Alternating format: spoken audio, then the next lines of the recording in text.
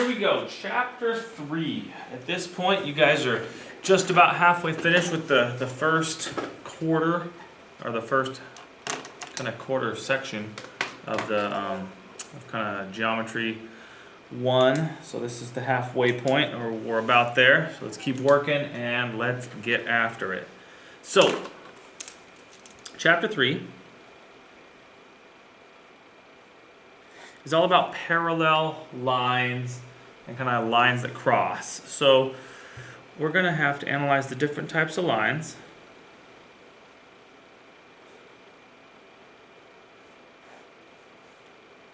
And we've got parallel lines. And these are the ones we're going to use most in geometry. Characteristics of parallel lines that you're probably familiar with is they're lines that never cross, kind of like these blue lines on the paper here.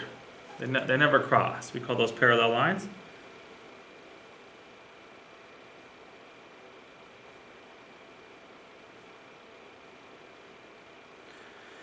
Usually they're on the same plane or surface. Again, we are going to get into three-dimensional shapes.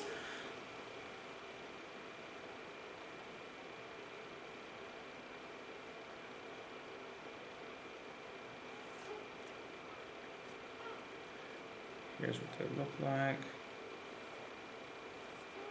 And they're gonna have these little, well, they usually do. They usually have little kind of an extra arrow in the middle. Those are parallel markings.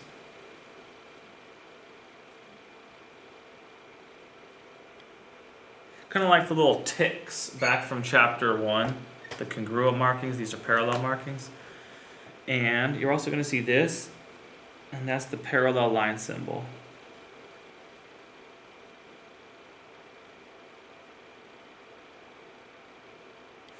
You might see something like AB, line, CD, like this.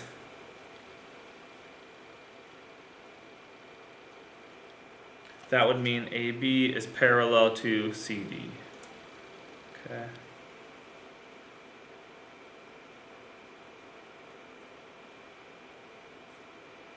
So that's what that's going to mean. It's parallel to. The second type of line you're going to see are called perpendicular lines.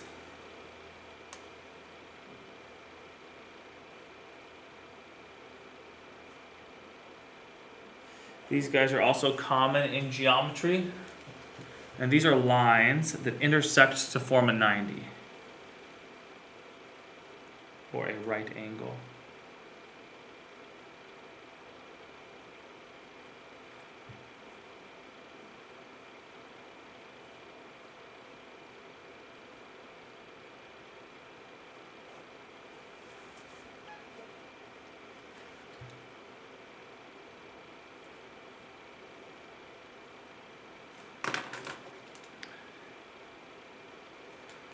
Those guys are perpendicular.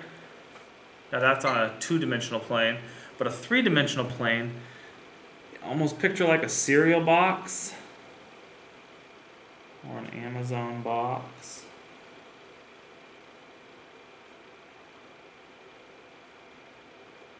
And with your cereal box or Amazon box, you have a 90-degree here. You got 90s all over the place. You got your 90s here. Technically, you have a 90 right there. 90 right there. Again, like anytime you have kind of an L shape or a corner in a box, that's going to be where perpendicular lines are crossing. Okay. Now, keeping that 3-dimensional object in your brain, we're going to talk about skew lines. Okay, and this one is definitely unique.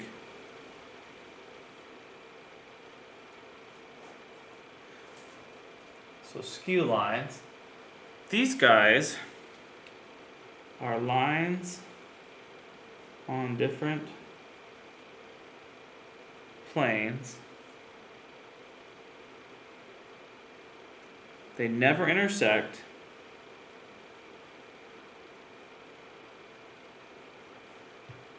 But they're not parallel.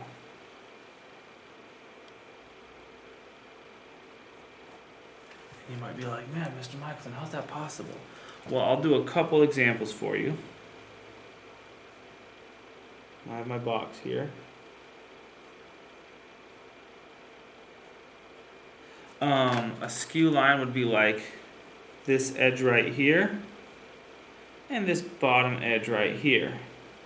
Clearly, those edges are not parallel, but they don't cross either. And the reason why they don't cross is because they're on different planes, they're on different heights or levels of a three-dimensional shape. If I can hop up here with myself, you can see me on the screen. Skew lines would be like my red plane and blue plane. Or if my pens were planes, if my red airplane flies here, my blue airplane flies here, they cross, but not really. I mean, like, if they're on the same plane, you got a problem. But because my pens are on different planes or on different heights, they're skew. They're not parallel, but they don't cross either. Okay, we see this in real life with air traffic. You also see it in the water. I don't know if any of you guys have ever swam underneath something in the water. Technically, that's kind of the same deal. You're kind of forming a skew line with a different object as you swim under something else. Okay.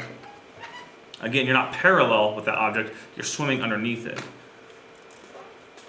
So, that's kind of the first half of the lesson. If you want to pause and do some of the IXLs practice, you could do that.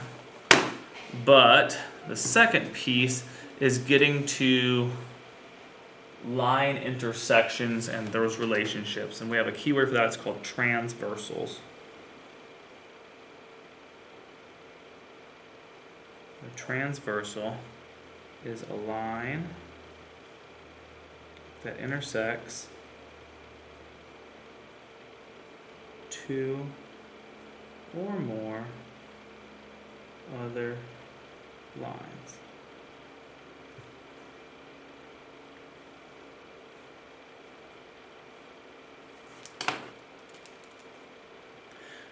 For example, this red guy is transversal, it crosses these two guys.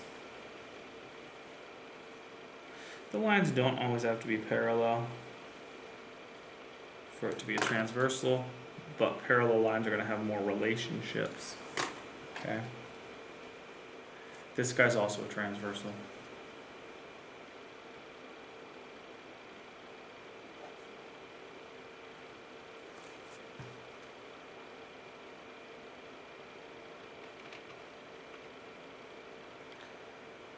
And within these transversals, or with these transversals, and a set of two lines like this guy, you've got some angle relationships that we're going to name today. And we're going to use these named angles again in tomorrow's lesson with parallel lines.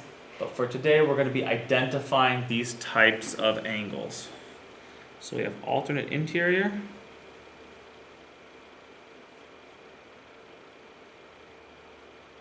And these are very descriptive. Alternate interior. Alternate means different. Interior, inside. What does that mean?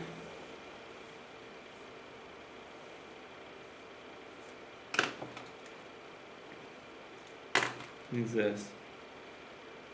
Alternate interior. These two dotted angles are inside your parallel lines, or your lines. We're going to talk about parallel tomorrow. But they're inside your lines and they're on different sides of the transversal. Alternate interior. Okay. Alternate exteriors look like this.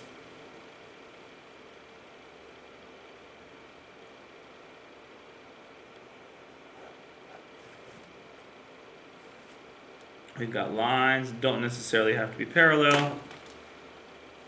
There's our transversal.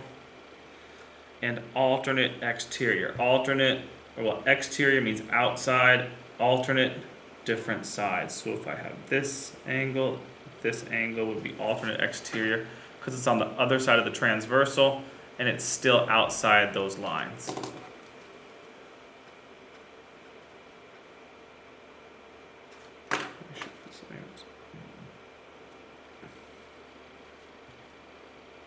Now two more.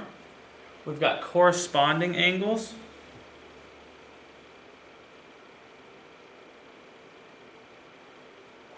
in my brain, I think of corresponding as in the same location.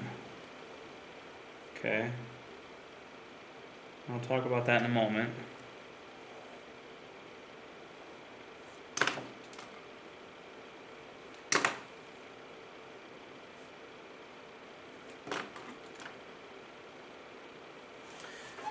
Here's our pair of lines, here's our transversal, and if I had a little dot right here, down here, see how this guy's kind of top right of the intersection? In the same location, top right of the intersection. Boom. That would be corresponding. If I had a little X here in the bottom left of my intersection, bottom left of the intersection. Boom. There's my corresponding angle. So my dots are corresponding and my X's are corresponding.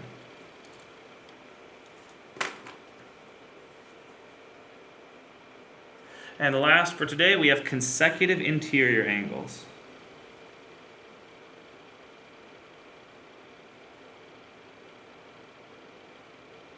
Consecutive interior angles might also be called same side interior. And consecutive just means, right, like back to back, consecutive in a row, interior, inside. So you've got your parallel, or not parallel lines today, we've got lines, a pair of lines. We have a transversal, consecutive interiors, interior, inside, consecutive next to each other. So we're looking for those guys right there. Those guys are right next to each other. They're on the same side of that transversal, and they are both inside the lines. So, there you go. Today's assignment is going to be identifying those types of angles, okay? So again, make sure you use your notes. This is new stuff. Yeah, you guys can learn it. Let's get after it.